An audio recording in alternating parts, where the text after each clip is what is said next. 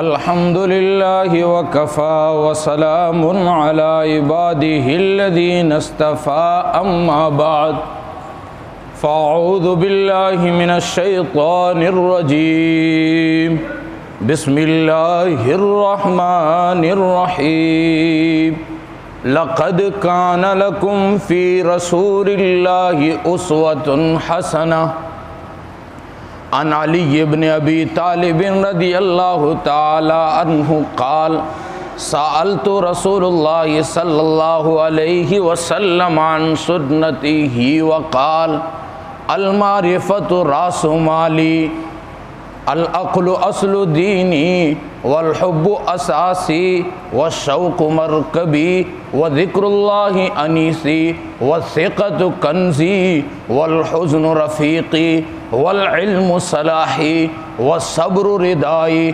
والرضا غنیمتی والعجز فخری والزہد حرفتی والیقین قوتی والصدق شفیعی والطاعت حسبی والجہاد خلقی وقرۃ عینی فی الصلاة سبحان ربک رب العزت عما یصفون وسلام علی المرسلین والحمد للہ رب العالمین اللہم صلی علی سیدنا محمد وعلی آل سیدنا محمد وبارک وسلم اللہم صلی علی سیدنا محمد وعلی آل سیدنا محمد وبارک وسلم اللہم صلی علی سیدنا محمد وعلی آل سیدنا محمد وبارک وسلم۔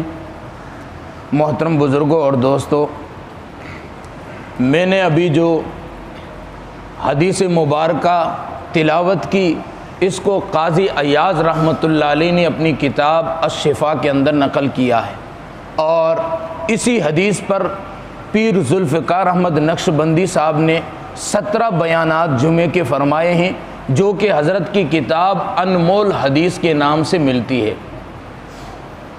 اس کے راوی حضرت علی مرتضیٰ رضی اللہ تعالیٰ عنہ، یہ راوی وہ ہیں جس کو نبی نے فرمایا انا مدینۃ العلم و علی بابوہا، کہ میں علم کا شہر ہوں، علی اس کا دروازہ ہے۔ تو یہ دروازہ علم حضرت علی مرتضیٰ رضی اللہ تعالیٰ عنہ نبی پاک صلی اللہ علیہ وسلم سے سوال کرتے ہیں، پوچھتے ہیں آقا آپ کی سنت مبارکہ کیا ہے؟ صحابہ رضوان اللہ علیہ مجمعین کو سنتوں سے پیار تھا، محبت تھی، پوچھ پوچھ کے سنت پر عمل کرتے تھے۔ اللہ کے محبوب صلی اللہ علیہ وآلہ وسلم کی سنتیں اگر ہم اپنی زندگی میں لائیں، ہماری زندگی بھی کامیاب بن جائے گی۔ اللہ کے محبوب صلی اللہ علیہ وسلم نے ایک موقع پر ارشاد فرمایا کہ جس شخص نے میری سنت سے اعراض کیا، من رغب عن سنتی فلیس منی، کہ جس نے میری سنت سے اعراض کیا اور میری سنت کو چھوڑ دیا، وہ ہم سے نہیں ہیں۔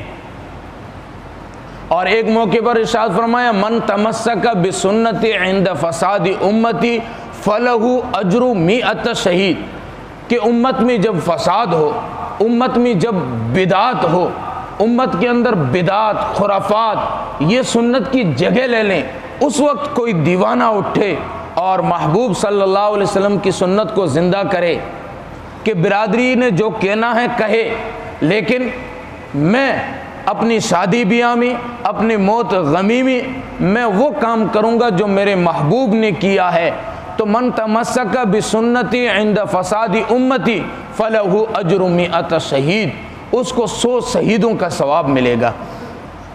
اور اللہ کے محبوب صلی اللہ علیہ وسلم نے فرمایا اوصیکم بتقوی اللہ والسمع والطاعۃ وان کان عبدا حبشیا فانہ من یعش منکم فسیرا اختلافا کثیرا۔ پہلے تو یہ سمجھایا کہ امیر کی اطاعت کرو، تقوی اختیار کرو، امیر اگرچہ تمہارے اندر کالا کلوٹا حبشی غلام ہی کیوں نہ ہو، اس کی اطاعت کرو۔ پھر آگے فرمایا کہ ایسے دور کے اندر جب ہر طرف فساد ہی فساد ہو تو علیکم بسنتی، تم پر ضروری ہے، تم پر لازم ہے کہ میری سنت کو اپناؤ۔ اور آگے فرمایا وسنت الخلفاء الراشدین المہدیین، خلفائے راشدین کی سنت کو اپناؤ۔ تمسکوا بہا وعضوا علیہا بالنواجذ وإیاکم ومحدثات الامور فإن کل محدثۃ بدعہ، کہ میری سنت، میرا طریقہ میرے صحابہ سے لو، صحابہ نے جو کام کیے ہیں وہ کام کرو۔ اور پھر آگے نبی پاک صلی اللہ علیہ وسلم نے الفاظ فرمائے کہ اس کو مضبوطی سے دانتوں سے پکڑ لو، اور اگر جو اس سے ہٹے گا، میری سنت میرے طریقے سے ہٹے گا، وہ پھر بدعت کی طرف جائے گا۔ اور ایک حدیث مبارکہ میں ہے کہ بدعت گمراہی ہے اور گمراہی جہنم کی طرف لے جاتی ہے۔ اللہ رب العزت ہم سب کو محبوب صلی اللہ علیہ وسلم کی سنتوں پر عمل کی توفیق دے۔ تو حضرت علی مرتضیٰ رضی اللہ تعالیٰ عنہ نے پوچھا، اللہ کے محبوب صلی اللہ علیہ وسلم نے پہلی بات ارشاد فرمایا المعرفۃ رأس مالی، معرفت میرا اصل زر ہے، میرا اصل سرمایہ ہے۔ جیسے کسی دکاندار سے پوچھیں بھائی آپ کا اصل سرمایہ کیا ہے، آپ کی اصل پونجی کیا ہے، وہ کہتا ہے میری فلاں چیز اصل پونجی ہے۔ کسی تاجر سے پوچھیں، کسی بڑے آدمی سے پوچھیں بھائی آپ کی اصل پونجی کیا ہے، کہتا ہے کہ میری یہ اصل پونجی ہے۔ تو اللہ کے محبوب صلی اللہ علیہ وسلم نے فرمایا معرفت میری اصل پونجی ہے، معرفت میرا راس المال ہے۔ معرفت کسے کہتے ہیں؟ معرفت کہتے ہیں پہچان کو۔ تو اللہ کے محبوب صلی اللہ علیہ وسلم کی سنت مبارکہ یہ ہے کہ ہمیں اپنی پہچان ہو جائے کہ ہم کون ہیں، ہم اپنے آپ کو پہچانیں، اپنے نفس کو پہچانیں، اللہ کو پہچانیں۔ اسی لیے کسی عارف نے کہا ہے کہ جس نے اپنے نفس کو پہچان لیا وہ نفس کے دھوکے میں کبھی بھی نہیں رہ سکتا، اور جس نے اللہ کو پہچان لیا اللہ سے محبت کیے بغیر نہیں رہ سکتا۔ اور کسی نے کہا ہے کہ جس نے دنیا کو پہچان لیا دنیا سے نفرت کیے بغیر رہ نہیں سکتا، اور جس نے اللہ کو پہچان لیا اللہ سے محبت کیے بغیر رہ نہیں سکتا۔ تو انسان کو اپنی پہچان ہو جائے۔ اس لیے بعض موقع پہ لوگ، بڑے جو لوگ ہوتے ہیں، وہ اپنے شہزادوں کو کہتے ہیں بھائی آپ اپنے آپ کو پہچانو، آپ ہو کون۔ بالکل اسی طرح آج مسلمان پریشان کیوں ہے؟ مسلمان نے اپنے آپ کو پہچانا ہی نہیں۔ ہمارے اسلاف کون تھے؟ نہیں تیرا نسیمن کسر شاہی کے گنبد پر، نہیں تیرا نسیمن کسر شاہی کے گنبد پر، تو شاہی ہے بشیرا کر پہاڑوں پر۔ کہ جب تک شاہین پرندہ اپنے آپ کو نہیں پہچانتا اس کی کوئی اہمیت ہی نہیں۔ جب وہ اپنے آپ کو پہچانتا ہے کہ میری پرواز ایسی ہوتی ہے، میں پرواز کرنے میں سب سے اونچا جا سکتا ہوں، بالکل اسی طرح مسلمان جب تک اپنے آپ کو نہیں پہچانے گا پرواز کیسے کرے گا؟ وہ فریب خوردہ شاہی جو پلا ہے کرگسوں میں، اسے کیا خبر کہ کیا ہے رو رسم شہبازی۔ جو شاہین کرگسوں کے ساتھ یا کووں کے ساتھ پلا ہو، پوری زندگی اس نے کووں کے ساتھ گزار دی ہو، اسے کیا پتا ہے کہ پرواز کیا ہوتی ہے۔ بالکل اسی طرح آج مسلمان نے اپنے آپ کو پہچاننا چھوڑ دیا، اپنی حقیقت کو چھوڑ دیا، اس لیے آج نیچے بیٹھا ہے۔ شاہین جب تک اپنے آپ کو پہچانتا نہیں ہے کہ میں کون ہوں، میں کہاں اڑنے والا ہوں، جب پہچانتا ہے اپنے آپ کو پھر وہ اپنی پرواز بھرتا ہے۔ بالکل اسی طرح آج مسلمان نے اپنے آپ کو پہچانا ہی نہیں، میں کون ہوں، یہاں کس کے لیے آیا ہوں۔ اللہ نے خلیفہ بنا کے بھیجا ہے، خلافت کے لیے بھیجا ہے، تجھے یہاں پہ بھیجا ہی اس لیے ہے کہ دنیا میں عدل و انصاف تو قائم کرے۔ شیر کا بچہ، شیر جو ہے وہ جنگل کا بادشاہ ہوتا ہے، اس بچے کو اگر کتوں کے ساتھ پالو تو وہ سمجھے گا میں بھی کتا ہوں، یا گیدڑوں کے ساتھ پالو وہ سمجھے گا میں بھی ایک گیدڑ ہوں۔ جب اسے اپنی اصلیت، اپنی معرفت حاصل ہوگی پھر وہ دھاڑنا بھی سیکھتا ہے، پنجے مارنا بھی سیکھتا ہے۔ بالکل اسی طرح انسان کو اپنی معرفت، اپنی پہچان نصیب ہو جائے۔ آج ہم نفس کے دھوکے میں ہیں، ہم نے نفس کو پہچانا نہیں، ہم اپنے نفس کو پہچاننے والے بن جائیں۔ اسی لیے کسی عارف نے کہا اے دوست تو لگا ہے نفسانی خواہشات کو پورا کرنے میں. نفس نے چاہا یوں کر لو، یوں کر لیا. نفس نے چاہا یوں کر لو، یوں کر لیا. اے دوست، تو لگا ہے نفسانی خواہشات کو پورا کرنے میں اور نفس لگا ہے تجھے بدنام کرنے میں. ہم نفسانی خواہشات کو پورا کرنے میں لگے ہوئے ہیں اور ہمیں یہ نہیں پتا کہ یہ نفس ہمیں بدنام کرنے میں لگا ہے. خواہشات پورے کرنے کے لیے ہم ادھر ادھر کی طرف جائیں گے تو پھر تو بدنامی لازم ہے ہی. تو پہلی چیز اللہ کے محبوب صلی اللہ علیہ وسلم نے فرمایا کہ المعرفت راس مالی. معرفت جو ہے، پہچان جو ہے، وہ اصل سرمایہ ہے، وہ اصل زر ہے. اس کو پہچاننے والے بن جائیں. پھر آگے اللہ کے محبوب صلی اللہ علیہ وسلم نے فرمایا والعقل اصل دین. عقل جو ہے دین میں اصل چیز ہے. عقل انسان کے جسم کے اندر تین چیزیں ہیں. ایک ہے قلب، ایک ہے اس کا نفس، اور تیسری چیز ہے عقل. قلب کے اندر، دل کے اندر جذبات ہیں. محبت کرنے کا جذبہ دل سے اٹھتا ہے، نفرت کا جذبہ دل سے اٹھتا ہے، بہادری کا جذبہ دل سے اٹھتا ہے، اور بزدلی کا جذبہ یہ بھی دل سے اٹھتا ہے. تو دل جو ہے یہ جذبات کا مرکز ہے. اور دوسری چیز ہے نفس، یہ خواہشات کا مرکز ہے. جب خواہشات عروج پر پہنچتی ہے، چاہتا ہے کہ ساری دنیا کا مال میرے پاس ہو، حسن میرے پاس ہو، سب کچھ میرے پاس ہی آ جائے، بس یہ خواہش پوری کروں، یہ کروں، یہ کروں. اور تیسری چیز ہے عقل، یہ خیالات کا مرکز ہے. اب یہ دونوں چیزیں جذبات اور خواہشات کو کنٹرول کرنے کے لیے عقل ہے. یہ نہیں کہ آپ بس جذبات میں بہہ جائیں، یہ نہیں کہ بس آپ خواہشات میں بہہ جائیں، بلکہ یہ جو عقل جو ہے یہ انسان کو کنٹرول کرتی ہے. اور عقل کی وجہ سے انسان بعض مرتبہ ایسی بات کر جاتا ہے کہ سامنے والے کو حیران کر جاتا ہے.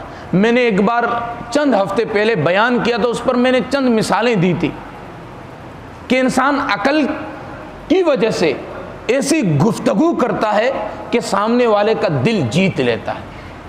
ایک قصہ لکھا ہے علماء نے کہ ایک بادشاہ نے ایک شاعر کو بلایا اور اس شاعر سے چند سوالات پوچھے. شعر سنے، بڑا خوش ہوا بادشاہ.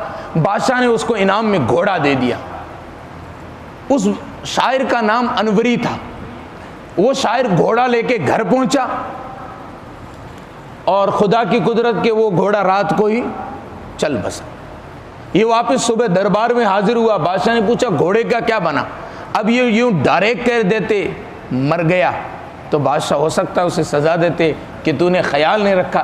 وہ شاعرانہ مزاج تھا، عقل والے بھی تھے. اس نے اس کو شعر کے اندر پرو کے کہا، کہنے لگا شاہ اسبا انوری بخشید باد سرسر بگرد او نہ رسید. کہ بادشاہ نے انوری کو گھوڑا دیا اور وہ گھوڑا اتنا تیز رفتار نکلا، ہوا بھی اس کی گرد کو پا نہ سکی. آگے کا اینچنی بود تیز در رفتار در شبا شبا آخرت برسید. کہ وہ اتنا تیز چلا کہ ایک ہی رات کے اندر وہ آخرت میں پہنچ گیا. بادشاہ خوش ہوئے، پھر انعام دیا، کہا اس کو اور گھوڑا دو. تو عقل والا انسان جو ہوتا ہے وہ عقل کی بنیاد پر اس طرح گفتگو کرتا ہے کہ سامنے والے کا دل جیت لیتا ہے. اور پھر اللہ کے محبوب صلی اللہ علیہ وسلم نے آگے ارشاد فرمایا، پہلی چیز المعرفت راس مالی، العقل اصل دینی، اور آگے فرمایا والحب اساسی، محبت میری بنیاد ہے. والحب اساسی، محبت میری بنیاد ہے.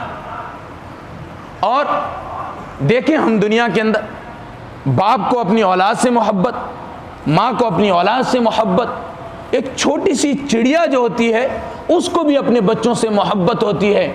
وہ چونچ کے اندر پانی بھرتی ہے خود پیاسی ہے، دھوپ کے اندر اڑ کے آتی ہے، لیکن وہ پانی کا جو قطرہ ہوتا ہے لا کے اپنے بچوں کو پلاتی ہے۔ وجہ اللہ رب العزت نے اس کے دل کے اندر اپنے بچوں کی محبت رکھی۔ ہم سوچیں کہ جس خدا نے مخلوق کے دل میں محبت رکھی ہو، وہ خدا اپنے بندوں سے کتنی محبت کرتا ہوگا،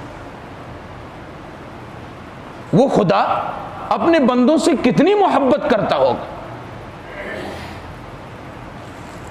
کہ میدان محشر کے دن اللہ رب العزت کی محبت کے 99 دفتر کھلیں گے۔ یہ بس ایک حصہ ہم کو مل رکھا ہے، اس کی بنیاد پر اتنی محبتیں ہیں۔ آج اولاد کے لیے باپ کو محبت، رشتہ داروں کو محبت، بھائی بہن کی محبت، شوہر بیوی کی محبت۔ تو اللہ کے محبوب صلی اللہ علیہ وسلم فرماتے ہیں محبت میری بنیاد ہے۔ اور آج جو کچھ قائم ہے محبت کی بنیاد پر ہی قائم ہے۔ گھر کے اندر شوہر کمانے جاتا ہے، تکلیفیں برداشت کرتا ہے، کیوں؟ کہ اسے اپنی اولاد سے محبت ہے، اپنی بیوی سے محبت ہے، ان کے لیے کما کے لاتا ہے۔ بالکل اسی طرح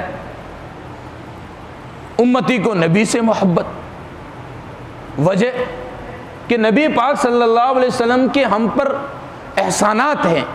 نبی پاک صلی اللہ علیہ وسلم کی وجہ سے اللہ رب العزت نے کائنات کو تخلیق فرمایا ہے، تو یہ تو ظاہر ہے ہماری محبت صحابہ کے لیے، ہماری محبت اولیاء کاملین کے لیے۔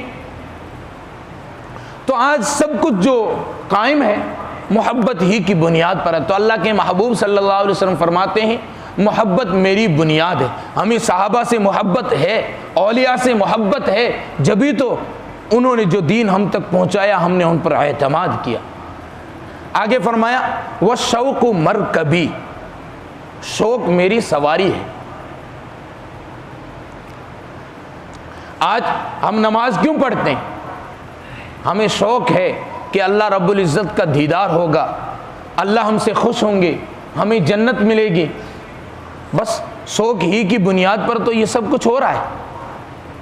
تو اللہ رب العزت کے دیدار کے شوق میں بندہ عبادت کرتا ہے، پوری زندگی لگا دیتا ہے، اس کے دل کا کیا تصور ہوگا؟ کسی نے کہا نا کہ ملاقات ہو جائے گی روز محشر، اسی آس پر تو میں جیے جا رہا ہوں۔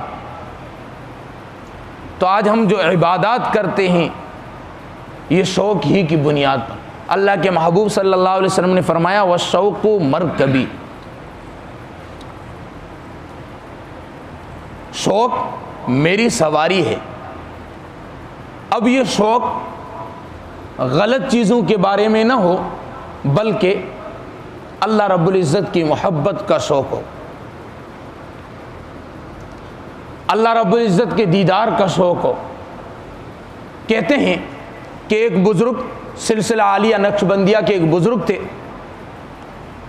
وہ بیمار ہو گئے۔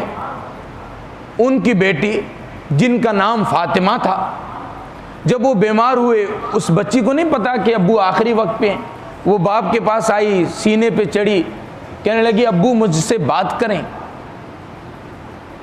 تو وہ آخری وقت تھا، جواب نہیں دے پائے۔ بچی نے 2-3 بار کہا، وہ جواب نہیں دے پائے۔ بچی نے کہا ابو جب آپ مجھ سے بات نہیں کرتے میں بھی آپ سے بات نہیں کرتی۔ ناراض ہو کے ادھر جا کے رونے لگ گئی۔ ماں آئی، ماں نے دیکھا بیٹی رو رہی ہے، پوچھا کیوں رو رہی ہے؟ کہا ابو مجھ سے بات نہیں کرتے، میں بھی ابو سے بات نہیں کرتی۔ ماں لے آئی، کہنے لگی اجی آپ بچی سے بات کیوں نہیں کرتے ہیں؟ کریں نا بات، یہ آپ سے ناراض ہو گئی ہے۔ اس نے کہا کون فاطمہ، کون تم؟ میں نے اپنے رب کو راضی کر لیا ہے، لا الہ الا اللہ محمد الرسول اللہ صلی اللہ علیہ وسلم۔ کلمہ پڑھا، اللہ کے پاس چلے گئے۔ پوری زندگی اسی شوق میں ہی گزاری تھی کہ میرا رب مجھ سے راضی ہو جائے۔ حال کیا ہوگا بھلا ان کا تیری دید کے دن، جن کا دل جوش میں آئی ہے تیرے نام کے ساتھ۔ کہ جب ایسے لوگ جن کے سامنے اللہ کا نام لیا جاتا ہے تڑپ جاتے ہیں، الذین اذا ذکر اللہ وجلت قلوبہم، اللہ کا نام لیا جاتا ہے مچل جاتے ہیں۔ بالکل اسی طرح ماں بیٹھی ہو، اس کے چہیتے بیٹے کی اس کے سامنے تعریف کی جائے، ماں کا دل فخر سے بڑا ہو جاتا ہے کہ میرے بیٹے کی تعریف، میرے بیٹے کا نام لیا۔ بالکل اسی طرح اللہ رب العزت کا جب نام لیا جاتا ہے، جنہیں اللہ سے محبت ہوتی ہے، اللہ کے نام کا جن کو شوق ہوتا ہے، اللہ کے دیدار کا شوق ہوتا ہے، ان کا دل مچل جاتا ہے۔ ایک دم محبت چھپ نہ سکی جب تیرا کسی نے نام لے لیا۔ تو یہ ہے شوق۔ تو آج میں نے 4 باتیں بیان کی۔ پہلی بات، المعرفت راس مالی، معرفت کہتے ہیں پہچان کو، پہچان اصل سرمایہ ہے۔ العقل اصل دینی، عقل دین کے اندر اصل چیز ہے۔ اور آگے والحب اساسی، محبت میری بنیاد ہے۔ والشوق مرکبی، اور شوق میری سواری ہے۔ اللہ رب العزت محبوب صلی اللہ علیہ وآلہ وسلم کی سنتوں پر عمل کی توفیق نصیب فرمائے۔ وآخر دعوانا ان الحمد للہ رب العالمین۔